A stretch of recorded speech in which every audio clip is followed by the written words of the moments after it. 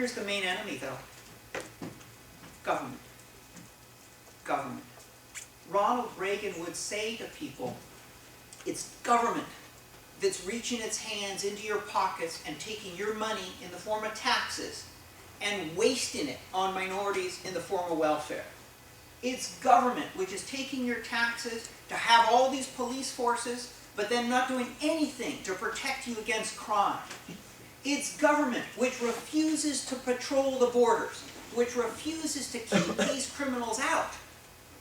This was a story about how government is the biggest threat in people's lives. So Ronald Reagan used to say, the scariest words in the English language are, I'm from the government and I'm here to help. Right? He demonized government through this racial story. And then he said, I have a solution for you. What do you think that solution was? A, cut taxes. B, cut spending on social programs, also on infrastructure, also on education. C, since you can't trust government, you ought to trust corporations. Give them control over the regulatory apparatus of the state. That is, he articulated exactly the policies which are good for the very rich. Tax cuts, an end to social spending, and corporate control of regulation. All sold in terms of a racial narrative. Government is doing too much for minorities. Government is refusing to control minorities. Government is your main enemy. Right? And so when you look at that line, going back to that first graph, and income inequality in the United States starts to soar in 1980, that's Ronald Reagan. That's the story.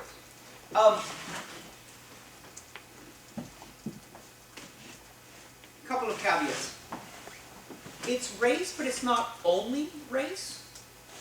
The Republicans figured out very quickly that they could win votes by getting people to focus on their status anxiety, their sense of no longer being valued. So part of it was race, part of it was the Republicans were saying, hey, you know, government only cares about minorities, it doesn't care about you good white people. But immediately they followed that with gender.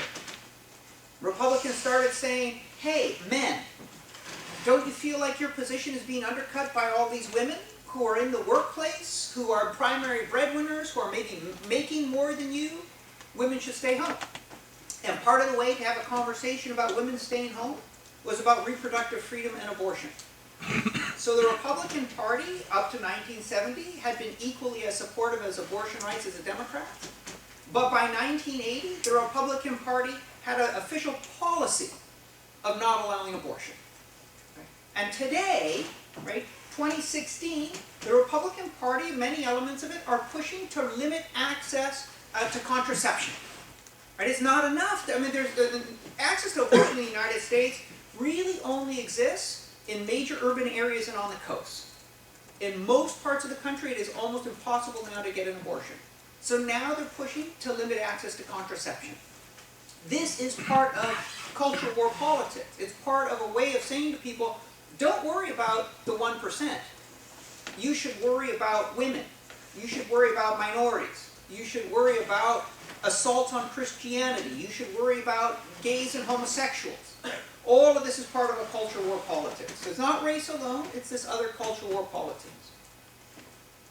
Second big caveat. Their main theme was government is the enemy.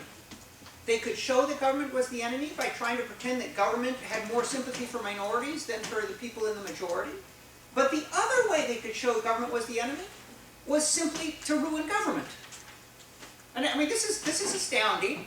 You don't really see this until the 1990s. But starting in the 1990s, Republicans realized that if they stopped government from actually being effective, they increased their support. Because their whole thing was you shouldn't trust government. So this is how you get this phenomenon in the United States of political paralysis. It's part of the governing strategy of the Republican Party to make governing impossible. This is part of this.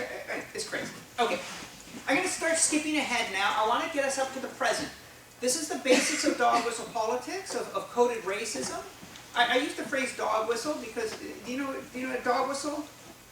So it's a whistle that you use to train dogs. And because dogs can hear higher frequencies than human ears, that when you blow it, human ears can't hear the whistle, but dogs can. So that's the metaphor. The dog whistle is this code, something that on one level is silent about race, but on another it's quite audible, it's quite powerful. Okay, this is the basics. Use race to scare people about minorities, translate that into anger against government, and then translate that into the policy preferences of the rich. Right? This is the basics. How does it evolve since the 1980s? Democrats have to figure out how to respond. This is one of the first evolutions. Again, the Democrats knew in 1970 that race could be used against them. And here's what they said. They said, okay, you know, maybe we did push too fast. There have been big changes in society, been a lot of changes with civil rights. Maybe we pushed too fast. There's some anger out there. We're going to step back. And we're not going to address the race baiting going on the right, because we're going to wait for this to blow over. Because it's coming up into the grassroots and it'll fade away pretty soon. Right? And the big analytic mistake that they made was to think that this was coming up from the bottom.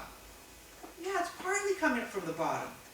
But the Republicans figured out a conscious, purposeful strategy to continually stoke that fear, stoke that anger, and reinvent it and give it new life. So that 20 years later, right, by 1990, they're like, you know, okay, we've been waiting for this to go away for 22 years. We can't wait for it to go away anymore. We're not going to stay silent. Not going to stay silent anymore. So what are they going to do? They're a new generation of Democrats, Bill Clinton and Al Gore, and they don't think the way the old Democratic Party did. They've called for an end to welfare as we know it, so welfare can be a second chance, not a way of life. They've sent a strong signal to criminals by supporting the death penalty, and they've rejected the old tax and spend politics. Clinton's balanced 12 budgets, and they've proposed a new plan investing in people, detailing $140 billion in spending cuts they'd make right now. Clinton Gore, for people, for a change. How are they going to respond? By becoming Republican. This is Bill Clinton, as a Democrat, figuring out, he's saying to himself, how do I compete for the white vote? By warning against welfare as a way of life. Well, whose way of life was it if not blacks? By warning against crime. Well, who are the criminals? Blacks. By talking about slashing the federal government. Why? Because government's the enemy. Those are Reagan's themes. Bill Clinton picked up Reagan's themes. And he did it so successfully that he came within 4%. He won 46% of the white vote. Came within 48%, 48 to 52, sorry. Enough so that with the vote of people of color, he could get elected, right? Democrats adopted these same themes. And the Democrats have been competing with Republicans for the last 30 years to show who's tougher on minorities. Bill Clinton, more than Ronald Reagan, ramped up the war on crime. So you know that the United States had this massive carceral system, this massive prison system. We have 5% of the world's population and 25% of the world's prisoners. We incarcerate 1/4 of everybody in prison in the United States.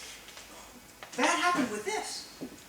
That happened with these politicians saying, I want to show how tough I am on criminals, read black and brown people, that I'm going to invest in 3 strikes law, invest in prisons, invest in policing, and we created the biggest prison system in the world so that politicians could get elected to prove how tough, by proving how tough they are on minorities. And so Bill Clinton did this. Bill Clinton, much more than Ronald Reagan, ended welfare in the United States. Again, to prove how tough he is on minorities. We shift right. As Democrats seek to follow the Republicans in appealing to fearful whites, it's not enough just to use the racial rhetoric. You've got to embrace the same policies. Right? So that the whole political system in the United States has shifted rightward. This is why that Johnson ad, Johnson stands up and says we can end poverty. No politician could say that now. It's not as if the Republicans went to the right and the Democrats stayed here. Democrats start following, and everybody's going further and further to the right. That's one shift. Second shift. So this is just this crazy photo. This is from 2014. So this is from this right-wing campaign. This is a white guy who dressed himself up in like ISIS, right? So this Muslim extremist. And he's got like this Halloween mask of this head that he's cut off. And he's filming himself as he walks across the Rio Grande, which is as small as, you know, it's the river that marks the boundary between the United States and Mexico. And in many places it's a very shallow little river. And here's the point that he's making. Look how porous our border is. Look how insecure our border is. A member of ISIS can cut off somebody's head and walk right across the border. Right? And this is the new politics of race in the United States. After 2001, after the World Trade Center bombings on 9/11, the rhetoric shifted from African Americans as the big racial threat to Muslims as a racial threat, and then to Latinos as a racial threat, and those two have combined. So in 2014, a lot of the Republican candidates for Congress campaigned saying, we've got to control the southern border because of illegal aliens, which is their code for Mexicans, and because of Muslim extremists. Right? So we used to have African Americans as the main racial threat, but now after 9/11, it's Muslims and Latinos. That's the second big change. Third big change. I don't know how familiar you are with this campaign commercial. So not campaign commercial, this video. This is Mitt Romney, who's the Republican candidate for president in 2012. This is a video of him that was taken, he was giving a talk to major donors. This is a $500,000 a plate dinner. Do you understand? This is a dinner where you had to contribute $500,000 and then you could attend this dinner. For him, this is how he's raising money, right? And this is what he says. Now he's about to say he doesn't care about 47% of the country. Right? He's literally about to say, half the country, I don't care. But I want you to listen to the language he uses when he describes why he doesn't care about half the country. There are 47% of the people who will vote for the president no matter what.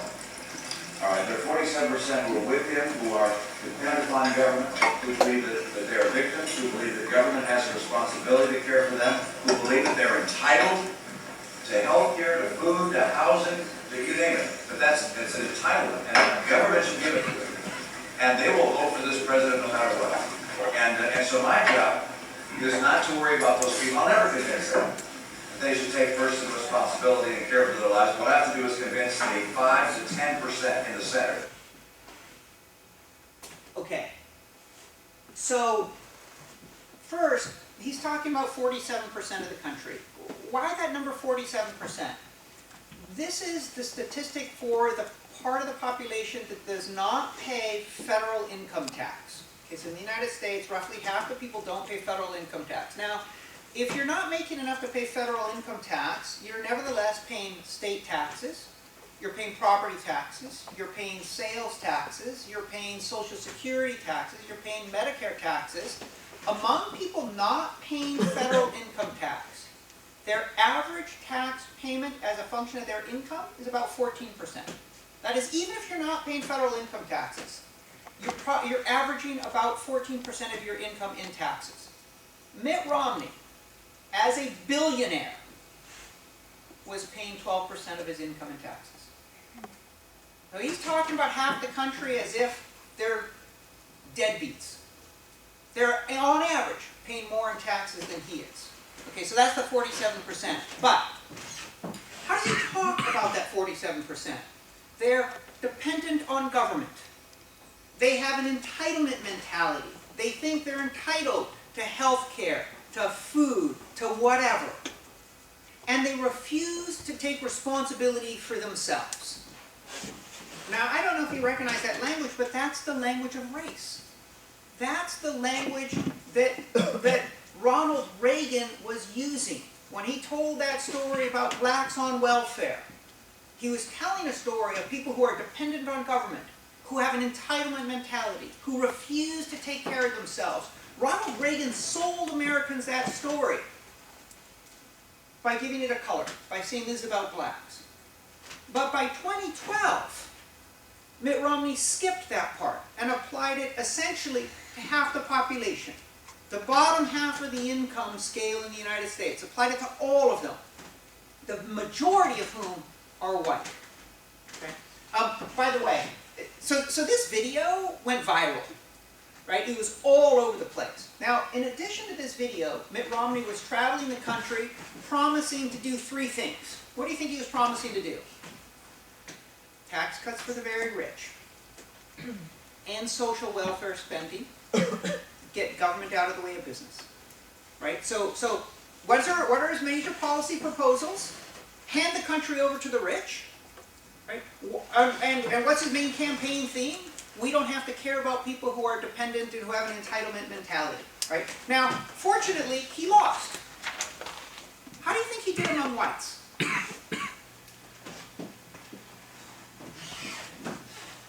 If only whites had voted, Mitt Romney would be our president. Mitt Romney won 59% of the white vote. Basically, 3 out of 5 whites voted for Mitt Romney. Now, a lot of people dismiss how powerful race is in American politics, and they dismiss it by saying it's just old white men.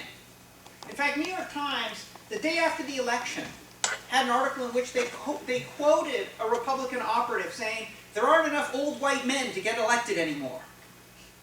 This isn't about old white men. This is 59% of all whites. White men and white women, every age cohort of whites, including the youngest whites, 18 to 24, and all across the country, voted for Mitt Romney. 59%.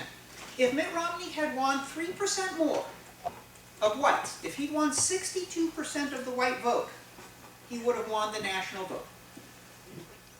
In 2014, Republicans running for Congress won 62% of the white vote.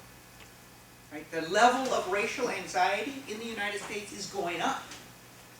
And that is being manifest in our politics by people who are supporting candidates who are promising in coded language that they will defend whites at the same time that they are articulating policies that are only really good for the very rich. Which brings us back to this person. Okay. I want to segue a little bit. Donald Trump is saying Mexicans are murderers. He actually, in this initial clip, he says drug dealers and rapists. He was asked if he would back down from it, and he said, no, they're murderers. Right? So rapists, murderers. It seems so extreme. It's hard to believe that this is coded racism. And a lot of people say this isn't coded racism anymore. This is just out and out demagoguery. I actually want to be very clear. Most supporters of Donald Trump reject racism. They are not white supremacists. They are not hate every black person, hate every Mexican bigots. You misunderstand the phenomena if you think they're a bunch of racists. They're not racist in that conscious hate every black person sense. In fact, they firmly reject the idea that they're racist. But then how can they support Mitt Romney? I'm sorry, Donald Trump. Get them confused. One plutocrat or another. Okay. This is part of his same announcement. This is part of his initial speech when he's announcing his run for president. He's just described Mexicans as rapists. They're sending us not the right people. It's coming from more than Mexico. It's coming from all over South and Latin America, and it's coming probably from the Middle East. But we don't know, because we have protection, and we have no competence. We don't know what's happening. And it's got to stop. And it's got to stop fast. Okay, so right there you hear him say, not just Mexico, the Middle East, right? And this is this conflation of the Muslim and the undocumented immigrant, and we just sort of slap us all together. We're all brown, I don't know. But also, notice that he says could be from Mexico, could be from Latin America, I don't know, right? And he's talking in the language of national origin, of different countries. And that's just enough. If he had said, brown people are flooding into our country, his support would have collapsed. If he had used a racial slur, his support would have collapsed. But he didn't use a slur. He didn't say brown. He didn't use a color term.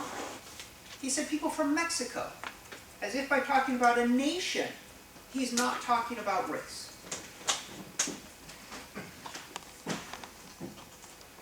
In the United States, right now, we have a conception of race that is very limited and that actually does a lot of work in protecting right-wing racial narratives.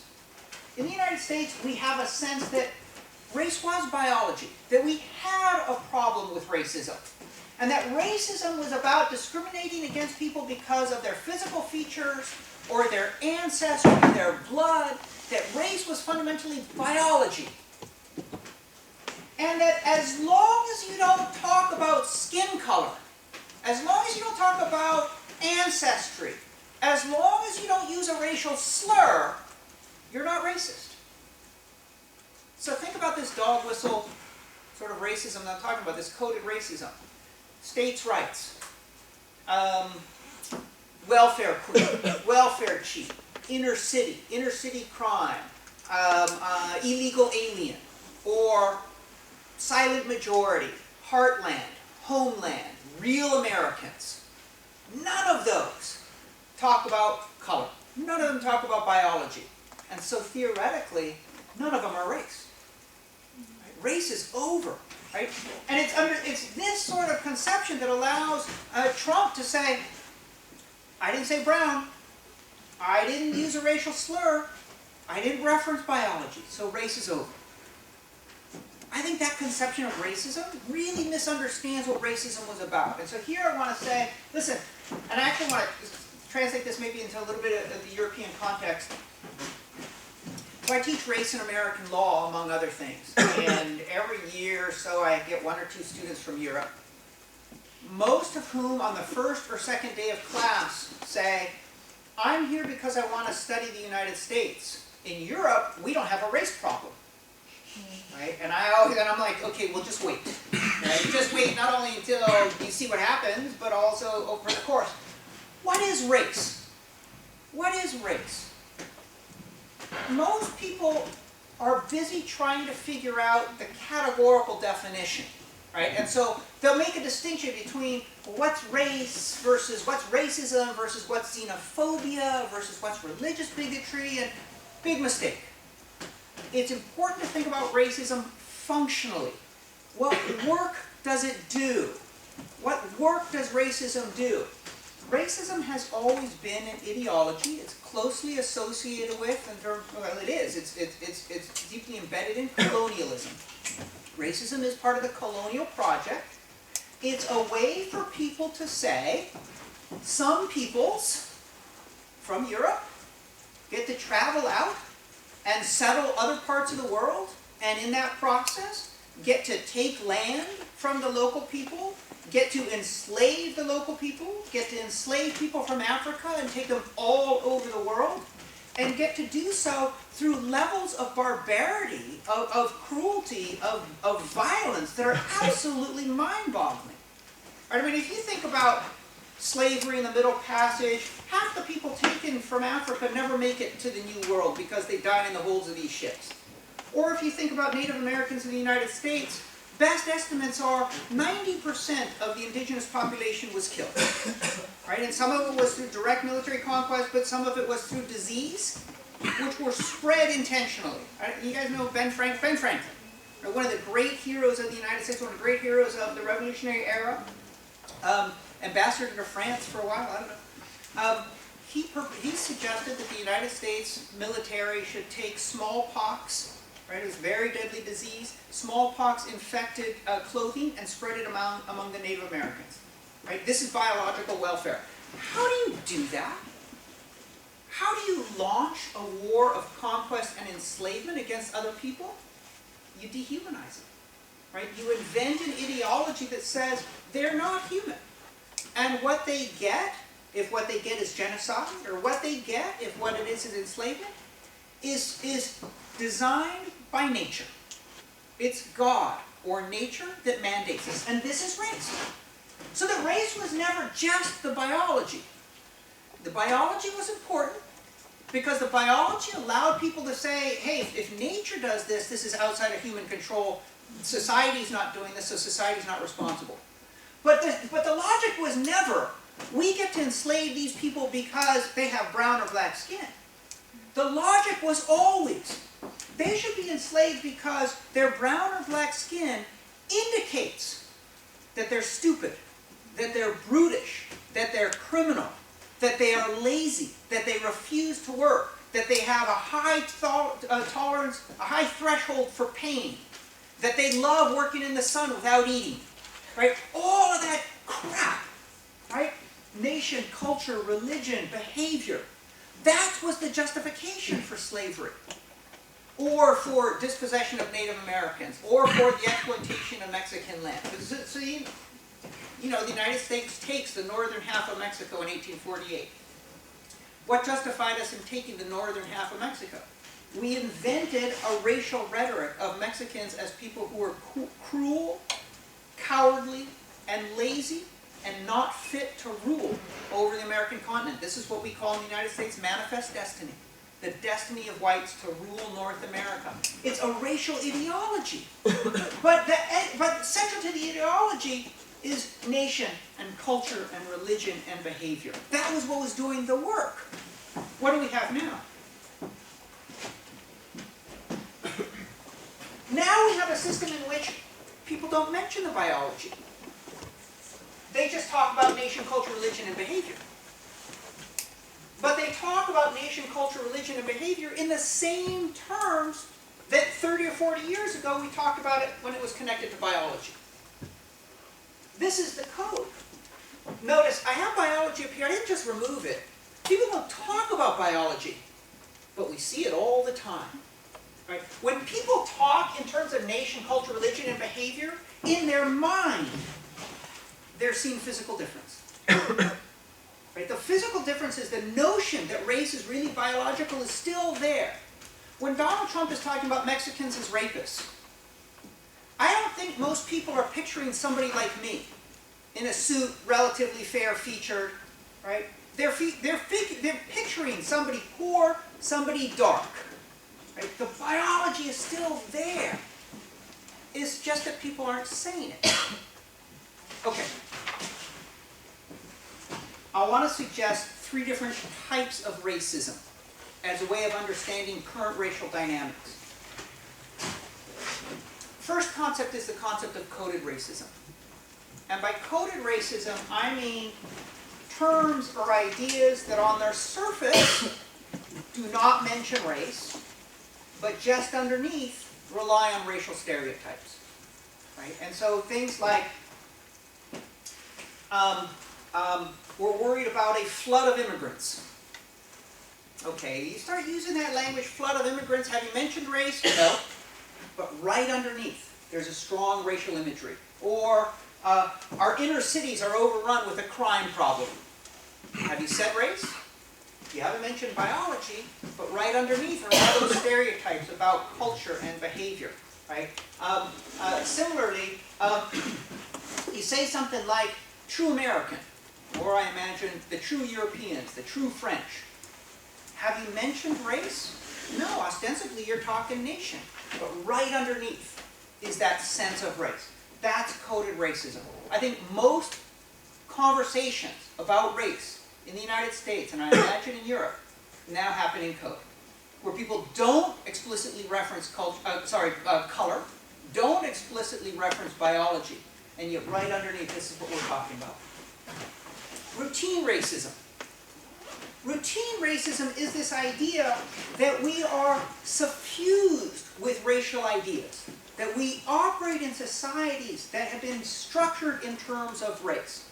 So think about the sort of cultural common sense. The cultural common sense in the United States, if you watch U.S. media, if you watch U.S. news, it's all about race. People in positions of authority are white. People who are criminals are minorities. People who are poor are minorities. People who are wealthy are white. Right? And now, sure, there are some exceptions, but they're relatively few in U.S. media. So this sort of cultural stereotype is very powerful. Part of it is cultural stereotype. Part of it is environment. And by environment, I mean our built environment. So to give you an example, I teach at the University of California, Berkeley. We are an elite institution. As an elite institution, what does the student body look like? overwhelmingly white. It's overwhelmingly white. Now we have a few Latinos and a